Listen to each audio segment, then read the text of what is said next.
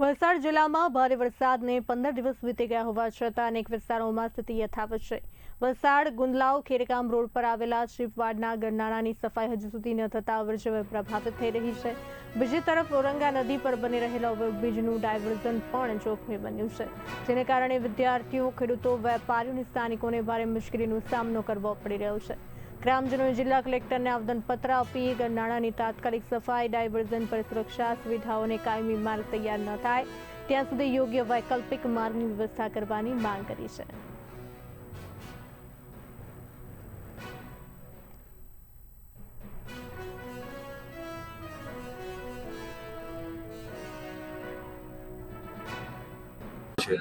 એનો બ્રિજનું કામ પણ ખૂબ મનગટીએ ચાલી રહ્યું છે। 12 કરોડ રૂપિયા જેવી માતબર રકમ ગુજરાત સરકાર ફાળવવામાં આવી છે। અહીંના જનપ્રતિનિધિઓ, ધારાસભ્ય અને સાંસદ આપણા શ્રી ધવલભાઈ અને આપણા ખાસ કરીને આપણા ઉર્જા ફાઇનાન્સ મંત્રી કનુભાઈ દેસાઈ દ્વારા જે ગ્રાન્ટ ફાળવવામાં આવી એની સમય મર્યાદા પણ આ ચોમાસા પહેલા એક સાઈડનો બ્રિજ ચાલુ કરવાની વાતો હતી એ પણ આજ સુધી ચાલુ થઈ નથી અને જે રીતે ખૂબ મનગટીએ કામ ચાલે છે કે એ પણ કામ ક્યારે પૂર્ણ થશે એ આ પ્રજામાં એક બહુ મોટો આક્રોશ છે। અને ખાસ કરીને ગરનાળામાં જે પાણી ભરવાનો પ્રશ્ન આજે વર્ષોથી છે, કોઈ પણ વસ્તુનું સમાધાન હોય છે પણ આ તંત્ર અને વહીવટ અને આપણા અધિકારીઓ આ ક્યારે આ બધી વસ્તુનું નિરાકરણ કરશે એ પણ એક ચર્ચાનો બહુ મોટો વિષય બન્યો।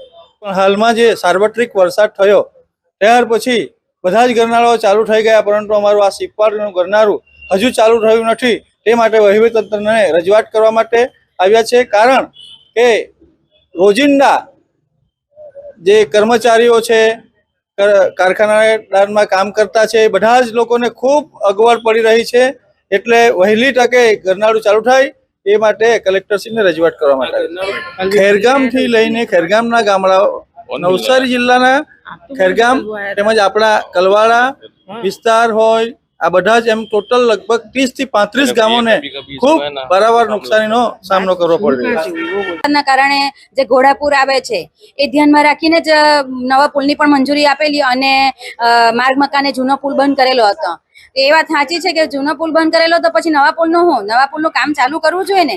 લોકોને નોકરીએ, મજૂરી વર્ગ બધા લોકોને નોકરીએ જવાનું પણ તકલીફ પડે, તે પ્લસ લગભગ 8 થી 10 12 ગામના સરપંચો, જે ગામના રહીશો જે વલસાડ ખાતે જે મજૂરી મહેનત કરવા આવતા છે એ લોકોને પણ આવવા જવાની તકલીફ પડે છે, જેના કારણે અમારું પિચિંગ 6 થી 7 ફૂટ ઊંચું કરે તો એમાં પણ કોઈ વાંધો નહીં, તો એકદમ જ નીચું છે કે 2-2.5 ફૂટ પર બી પાણી આવી જાય છે, એટલે અમારે એકદમ સદંતર રસ્તા બંધ થઈ જાય છે, જેથી કરીને જલ્દીથી એનો ન્યાય મળવો જોઈએ।